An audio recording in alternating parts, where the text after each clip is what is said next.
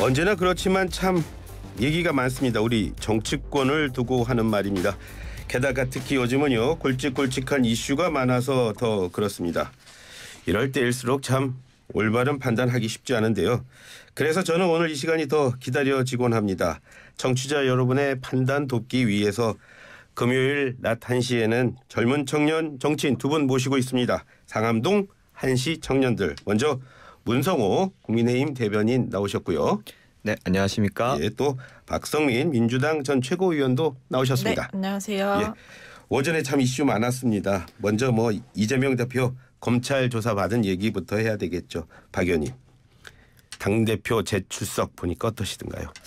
저는 근데 요새 출석하는 건 잘하고 계신 것 같아요. 예. 그리고 앞으로도 아마 소환 통보 왔을 때 계속 나가겠다라는 입장을 고수하실 걸로 보이는데 예.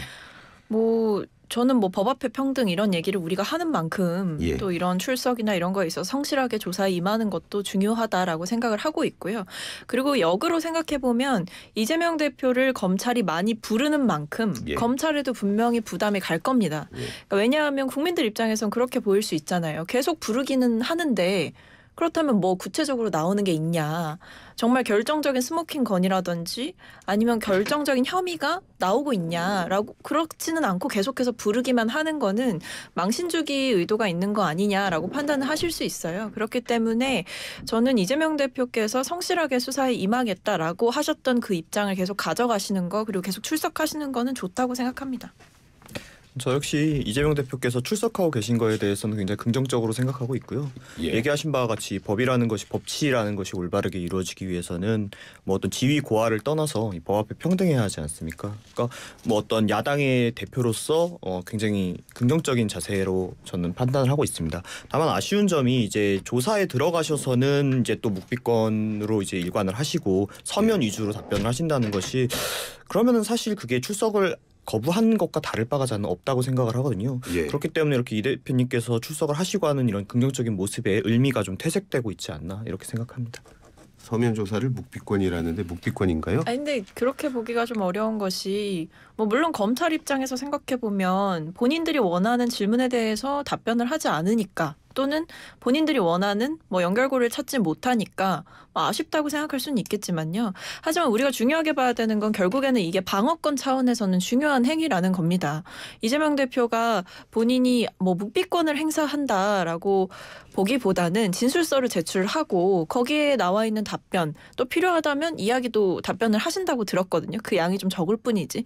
그래서 저는 본인이 방어권을 충실하게 행사하는 것이 불법적인 행위도 아니고 법위에 군림하는 자세도 아니기 때문에 이 부분은 그렇게 쟁점으로 다룰 부분은 아닌 것 같습니다. 네, 물론 저도 당연히 묵비권 행사는 이제 개인의 고유한 권리이고 그래서 행사하는 것이 저도 전혀 잘못됐다고 생각하지 않습니다.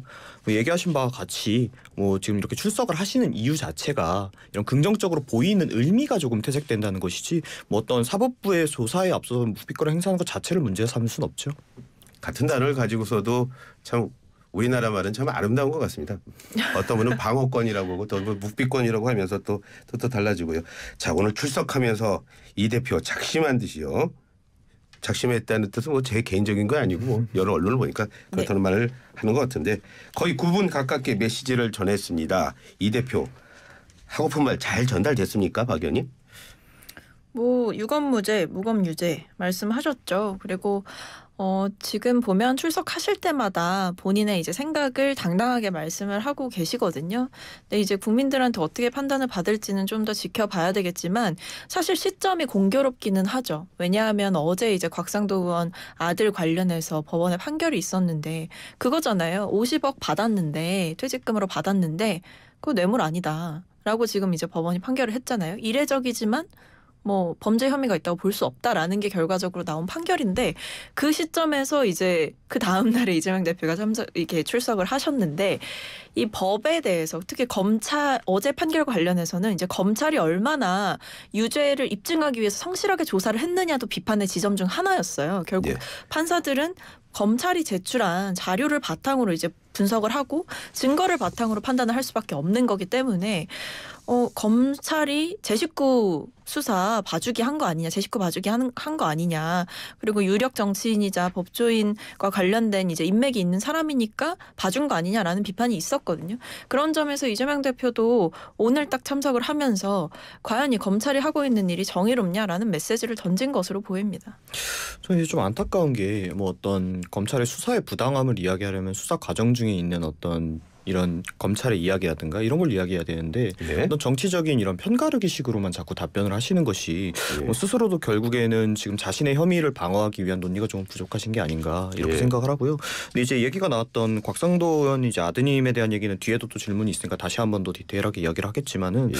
뭐 저도 제가 이제 이재명 대표 관련된 여러 가지 혐의에 대한 수사들이 많지 않습니까? 예. 이런 걸 할 때마다 뭐 민주당 측에서 흔히 얘기하는 이게 뭐 검사가 너무 과도하게 수사를 한다. 예. 이렇게 얘기할 때마다 제가 답변을 하는 것이 아니다. 충분한 혐의점이 있기 때문에 수사가 들어간 것이다. 제가 이런 답변을 많이 드렸거든요. 예. 근데 곽상도는 아드님 사건 같은 경우에 저희 당 의원이긴 하시지만 예. 제가 봐도 충분한 혐의점이 있어서 수사가 들어갈 만한 상황이었다고 저도 생각을 합니다. 예. 실제로 수사가 들어갔던 거고요. 예. 다만 이제 검찰 측에서 이런 대가성 입증을 결국 해내지 못한 것인데 이것이 예. 물론 검사들의 능력 부족이었을 수도 있지만 이것을 예. 단순히 이제 어떤 검사들이 성실하게 하지 않았다. 뭐 예. 자신들과 이 어떤 뭐 커넥션이 있는 사람이기 때문에 뭐 검찰 출신이기 때문에 뭐 자신들이 그렇게 하지 않았다라고 하는 건 좀 과도한 평가인 것이 이게 결국에는 지금 그 대장동 일당에게 받은 돈이지 않습니까? 예. 그런데 그렇다면 이게 대가성이 되려면은 이 곽상도 의원 아들이나 아니면 그 곽상도 의원께서 이 대장동 일당에게 뭔가 실질적으로 해줄 수 있는 권한이 있으셔야 돼요. 예. 그런데 국회의원이라는 게 정말 많은 권한을 가지고 있지만 예. 결국 이 대장동 사건의 토건족들에게 뭔가 직접적으로 해줄 수 있는 권한을 가진 분은 아니지 않습니까? 예. 그렇기 때문에 결국 이분마저도 중간이고 그럼 실질적으로 그 어떤 얘네들이 자신들에게 어떤 대가, 이 예. 도움을 줄 수 있는 사람 누구를 보고 준 돈이냐 이거 밝혀내기가 굉장히 어렵거든요. 예. 그런데 그 당시 그런 권한을 가지고 있던 성남시장은 결국 이재명 대표가 가지고 계셨던 거고 예. 그럼 결국 여기에서 좀 어려웠던 것이 아닌가 저는 이렇게 생각하고 있습니다. 이거는 뭐 뒤에서 다룰 얘기라서 저는 뭐 뒤에 가서 뒤에 안 다룰 수도 있으니까 안 말씀하세요. 다루실 건가요? 예. 예. 아니 근데 그 지점에서 바로 이제 검찰의 수사와 입증 책임에 대한 비판을 할 수밖에 없는 거예요. 말씀하신 예. 대로 대가성을 입증을 못했다는 거잖아요. 근데 지금 얘기 나오는 게 이게 곽상도 의원을 보고 사실은 아들에게 준 돈이 아니냐라는 것이 사실은 이 50억 퇴직금의 이야기였고 이뿐만 예. 아니라 지금 50억 클럽 얘기 나오고 있지 않습니까? 예. 근데 50억 클럽에 대한 수사가 미진하다. 특히 예. 검찰 출신의 인사들이 포함되어 있는 만큼 예. 검찰이 이 50억 클럽이 어떤 식으로 본인들의 이득을 취득을 했느냐 예. 아니면 이 50억 클럽과의 연관성, 이 대장동 일당과의 연관성 이런 부분들이 충분히 입증되고 있느냐. 예. 그렇게 보면 사실 지금 이재명 대표와 뭐 대장동 일당 간의 관계를 입증하려는 노력은 우리 눈에 보일 만큼 상당히 진척이 되고 있는데 예. 50억 클럽과 관련해서 특히 뭐 보면 박영수 특검 이런 사람들도 나오잖아요. 예. 근데 거기에 대해서는 아직 감감무소식이다라는 예. 점. 그다음에 곽상도 의원 역시도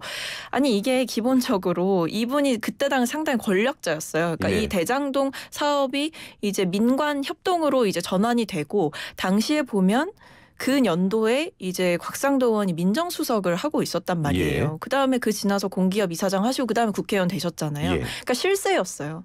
근데 실세인 아버지를 둔 아들에게 회사에서 그것도 젊은 그리고 몇 년 재직하지 않은 사람에게 50억 퇴직금을 준다? 그것뿐만 아니라 이제 법정에선 증거 능력을 이제 인정받지 못했지만 그 녹취록이 있습니다. 예. 그 정영학 회계사와 김만배 씨의 이야기에 보면 그러니까 그 곽상도 아들의 이름을 이야기를 하면서 아버지가 자꾸 병채를 통해서 돈을 달라고 한다라는 예. 이야기를 해요. 예. 그러니까 물론 이게 법적으로는 인정을 받지 못했다라는 점에서 한계가 있지만 사실 예. 그렇게 놓고 보면요. 대장동 일당과 이재명 대표의 관계를 의심하는 것도 사실은 시작은 녹취록이거든요. 예. 그러니까 그 녹취록을 바탕으로 지금 주변을 뭐 구속하고 계속해서 압수수색하고 하면서 그 관계성을 입증하려고 찾아내는 거잖아요. 예, 예.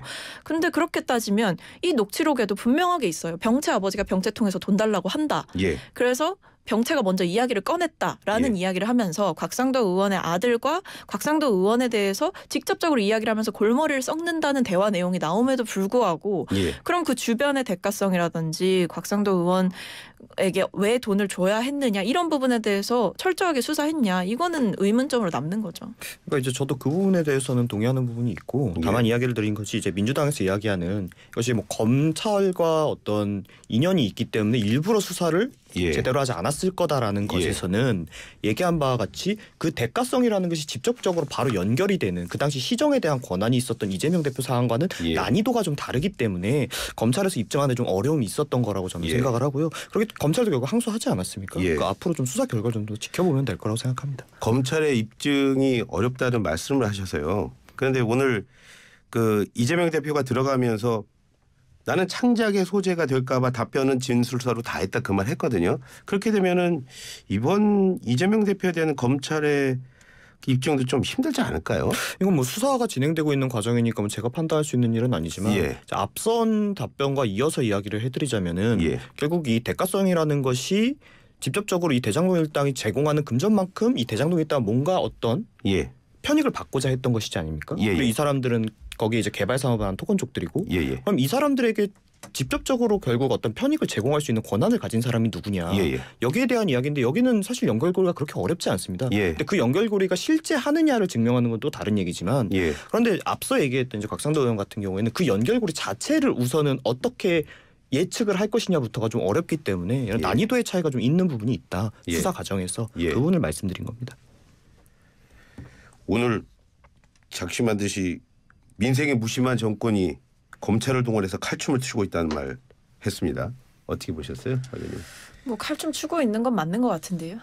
이재명 대표와 관련한 수사에 대해서 이재명 대표가 성실하게 응해야 된다라는 것은 저의 생각이지만 그러면서도 동시에 지울 수 없는 것은 경찰에서 수사를 계속해서 했던 것에 대해서도 이제 불송치 났던 일들도 다시 이제 검찰이 재수사를 이제 얘기를 하고 그런 식으로 이제 결과를 계속해서 뒤집잖아요.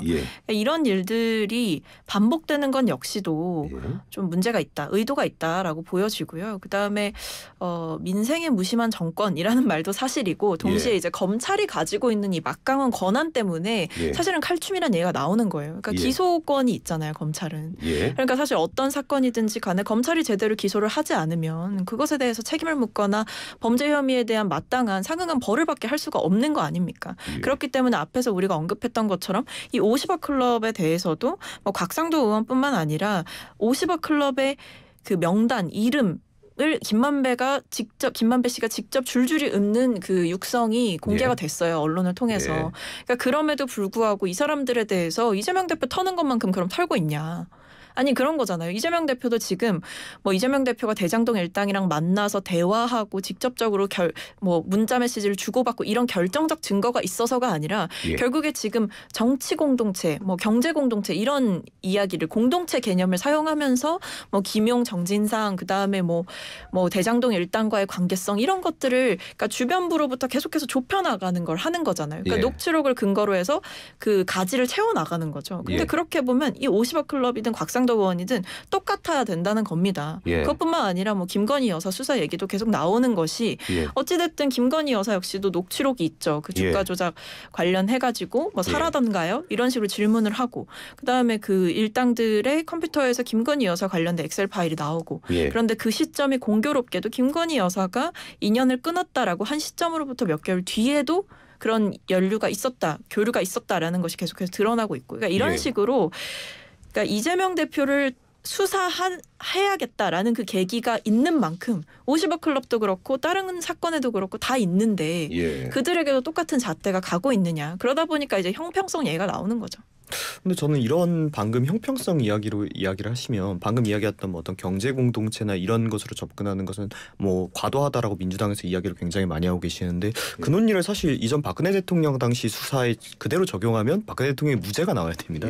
근데 그렇지 않았고 실제 법의 판단이 공정성과 형평성을 가진다면 이재명 대표에게도 같은 잣대가 주어져야겠죠. 근데 이런 민주당이 타인에게는 공평한 잣대를 대라고 이야기하시면서 왜 본인들은 불과 몇 년 전에 이야기했던 것과 다른 이야기를 하시는지 되묻지 않을 수 없습니다. 근데 박근혜 대통령이나 최서원 씨 같은 경우는 면죄부를 줄 수가 없죠. 그렇다고 하더라도 면죄부를 주자는 얘기가 아닙니다. 아니 그러니까 계속 그렇게 말씀을 하시면 지금 우리가 이야기하고 있는 이 사건과 별개로 그럼 과거에 박근혜 대통령을 향한 수사가 뭐 문제가 있었다 또는 그 사람들이 그렇게 죄를 지었냐라는 논리로밖에 받아들여지지 않고 아니죠. 반대죠. 아니, 저는 같은 논리에서 지금 이재명 대표가 수사를 받고 있는 것인데 그 당시에는 그것이 정당하고 옳다 적폐수사라고 이야기하셨던 분들이 왜 지금은 부당한 검찰의 수사라고 이야기하시는지에 대한 문제 제기를 하는 겁니다. 아니 근데 사안이 다르잖아요. 그리고 당시에 박근혜 대통령과 최서원 씨의 관계는 충분히 법적으로 입증할 수 있을 만큼의 증거가 있었고 증인들도 있었고 여러 가지 물증들이 충분히 차고 넘쳤기 때문에 당시에 그 정도로 판결이 나온 거죠. 실제로 제3자 뇌물죄라는 것은 여기서 방금 저 비판적으로 얘기하셨던 이런 경제 공동체나 이런 개념이 굉장히 중요한 개념입니다. 실제로 박근혜 대통령도 그걸로 이제 유죄를 받으신 거고요. 그런데 지금 이 부분에 대해서 이재명 대표에게는 왜 그것이 적용되면 안 되는가 여기에 대해서 여쭙는 겁니다. 아니 그러니까 당시에 이제 박근혜 대통령과 최서원 씨 간의 관계를 포함해서 최서원 씨에게 뭐 대기업들이 바쳤던 돈이 결국엔 박근혜 대통령을 생각해서 박근혜 대통령을 염두에 두고 바쳤던 돈이기 때문에 이제 유죄가 나왔던 거잖아요. 아니 근데 제가 이게 이런 얘기 드리면 안 되는데 제가 그분 성함을 바꾸신 거가 아직 익숙하지가 않아가지고. 아, 네. 그 관련. 네. 아유 이왕 말씀하시는 거니까 뭐 오늘 도이치모터스 나왔으니까 김건희 여사 얘기까지도 같이 얹어서 말씀하시죠. 아니 근데 제가 이제 이 공동체, 경제 공동체, 뭐 정치 공동체 지금 이제 이재명 대표 관련해서는 정치 공동체 얘기를 하는 거죠. 근데 이게 이 개념이 문제가 있다. 뭐 또는 뭐 법적으로 의미가 없다라고 얘기를 드릴 수밖에 없는 게 이번에 곽상도 의원과 곽상도 의원의 아들은 심지어 이제 부자지간이잖아요. 혈연 관계임에도 불구하고 이들이 독립생계를 유지한다는 이유로 곽상도 의원의 아들에게 간 그 50억이라는 돈이 곽상도 의원에게 간 게 아니다라고 한 거예요. 그러니까 그렇게 본다면 지금 이재명 대표와 정진상, 김용 이 두 분은 남남이잖아요. 그러니까 이 남남인 사람들 간의 정치 공동체라는 이름만으로 그렇다면 앞에 부자지간의 관계에서는 아빠 권력자임에도 50억이 뭐 무죄다라고 얘기를 하는데 그럼 김용과 정진상 그다음에 이재명 대표 간의 관계는 어떻게 입증할 거냐 이런 얘기가 요즘 나오고 있는 거거든요. 그렇기 때문에 이제 검찰의 수사가 진행이 되고 있는 이 상황에서 검찰의 의도나 이런 부분들을 말씀드릴 수밖에 없는 거죠. 그럼 이제 도이치모터스 관련 이야기가 질문을 제가 좀 받고 답변을 드리는 게 좀 맞을 것 같아요. 예, 그 오늘 뭐 권오수 전 도이치모터스 회장이죠. 1심에서 집행유예 3년 선고받았습니다. 법원 판단 잘 된 겁니까? 뭐 제가 사실 주식에 대해서는 그렇게 지식이 높은 편은 아니라서 이제 판결문을 읽어봤는데 이제 이분이 자신이 대표로 있고 최대 지주로 있는 이제 회사의 주가를 조작한 혐의를 받고 유죄를 받은 것이지 않습니까? 그렇죠. 그래서 뭐 여러 가지 이것을 하기 위해서 뭐 지인들의 계좌를 동원했다거나 아니면 본인이 투자를 받아서 가지고 있었던 뭐 이런 계좌를 좀 유용했거나 이런 혐의들이 지금 몇 가지 밝혀지고 유죄 판결을 받은 건데 뭐 사법부가 수사 결과에 따라서 뭐 정당하게 판결을 했을 거라고 생각을 하고요. 예.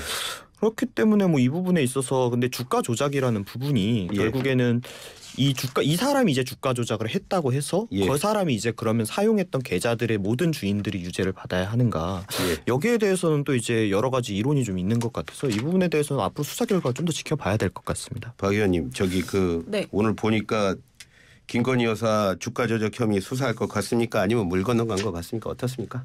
저는 할 수밖에 없을 것 같은데요. 왜냐하면 제가 좀 주목했던 부분이 이번에 재판부가 1심 선고를 하면서 그 공소시효에 대해서 좀 유의미한 이야기를 했어요. 그러니까 포괄일죄라고 할 수 있느냐라고 했을 때 그러니까 지금 이게 주가 조작이 1단계부터 5단계까지 있는 거거든요. 이 사건에서는. 그렇죠. 근데 1단계는 공소시효가 지났다고 판단을 했고 2단계부터 5단계까지는 이제 공소시효가 남아있다라고 이제 판단을 한 거예요. 그렇죠. 근데 김건희 여사가 연루된 시점은 그러니까 김건희 여사가 그 계좌가 활용되고 뭐 당시 뭐 여러 가지 정황이나 증거들로 봤을 때는 2단계 때 연루가 되셨단 말이에요. 그렇기 때문에 지금 법원에서 이게 공소시효가 남아 있다라고 이야기를 했기 때문에 지금 범죄가 포괄일죄로 묶이면서 김건희 여사가 만약에 조사를 했을 때 혐의점이 있다라고 한다면 기소가 가능한 상태가 된 겁니다. 저는 그런 점에서 만약에 공소시효가 끝났다라고 판단을 했다면 사실 저희가 뭐 특검을 얘기하든 뭘 하든 그게 뭐 의미가 있겠습니까? 다 지나간 일이 돼버리는 거잖아요. 근데 이번에 공소시효를 남아있다라고 인정을 해줬기 때문에 저는 검찰도 여기에 대해서 그냥 가만히 있을 수만은 없을 것이다라고 생각을 하고 있습니다. 저는 이제 뭐 수사를 하겠습니까라는 질문 자체가 좀 잘못됐다고 생각을 하는 게 수사를 하고 있는 것으로 저는 알고 있습니다. 수사가 진행 중이고요. 다만 이제 그런 혐의점을 아직 검찰 측에 좀 밝혀내지 못하고 있는 부분이 있는 거고 방금 얘기하신 것과 같이 이게 이 주가 조작에 관련된 공소시효가 10년이라고 해요, 저희 예. 나라. 그래서 이게 2012년도와 13년도에 있었던 일인데 예. 실제적으로 공소시효가 지금 한 4, 5개월 정도 남아 있는 것으로 저도 관련 기사에서 읽었습니다. 예. 그렇기 때문에 뭐 공소시효가 끝난 이후에라면 뭐 어쩔 수 없겠지만 그때까지는 뭐 수사가 중단되는 일은 없을 거라고 저도 생각합니다. 그러니까 이렇게 되니까 이제 민주당에서 특검법에 강공을 걸겠죠. 김건희 예. 여사 관련해서. 뜨거운 토론 잠깐만 지키고 오겠습니다.